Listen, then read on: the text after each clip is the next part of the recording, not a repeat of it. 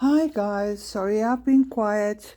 I've just been rewiring my brain and sorting myself out, and I've really been busy as well. There's been a heck of a lot of things that I'm working on, and at night watching webinars, and during the daytime trying to get to everything that I'm doing, and it's been just kind of hectic. I'm going to use this particular video to do a couple of random drawing facts. By the way, this little figure, I just fleshed it out a little because it was really looking very two-dimensional. So I just sort of added a bit to the body and just shaded a bit more to give it a grounding here. Because remember, a figure that stands up in the air just never looks real anyway. And then a shadow would help as well.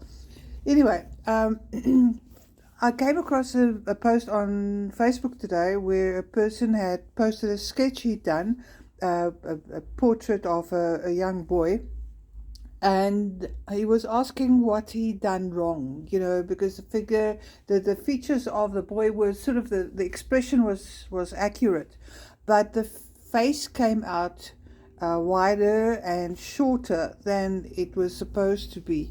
Now that happens. This is what I'm doing here, but I'm standing above the drawing, so it makes it different. If you've got your reference picture, let's say this is the reference picture next to you, and you're drawing right next to it, and you put it down flat, you must remember that you're seeing it, and you're sitting down. So you're seeing it from this angle. Wait, let me just see how I can. You're seeing it from this angle. You're sitting down, so it looks foreshortened. And that is why sometimes the proportions don't look right. The ideal is to have the page tilted up in front of you and the reference photo. That way you see it a little more realistically. Okay, then another thing I want to talk about in this video is about the rule of thirds. Let's get a blank page. Let's divide up the page. Let's not take that side. Use a ruler and just mark off, let's say, make it 5, 10, 15. I'm going to do it like that, and then do it there as well. Wait, just make a line there, and then you make it 5, 10, 15. What you're doing is you're making 9 blocks. This is valid in photography as well.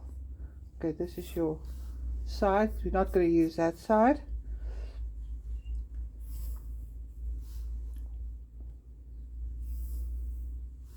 And use a ruler for this when you need to have your area marked off accurately.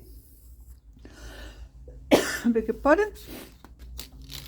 That's not going to be used.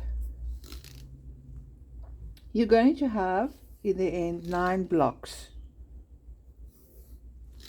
This is what is known as the rule of thirds. Whenever you draw anything, you'll see in all the great paintings, all the great drawings or whatever, you are not going to draw your object right in the middle here. This is a no-go zone. Because once you do this, it looks very stilted and very, there's no movement in the picture. You're going to say you're drawing a little man like we did in the other one. We're going to draw it sort of over a third of the picture. It's called the rule of thirds. You're going to draw it like here. And if you've got another object in the picture, you draw it over here.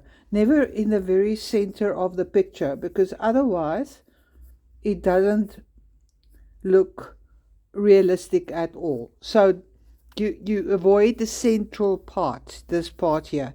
You tend to do it across a third of the page, over there and over there. Okay, get the general idea. All right then, I'm knocking off for now, and then I'll hoping to be back on a regular basis again.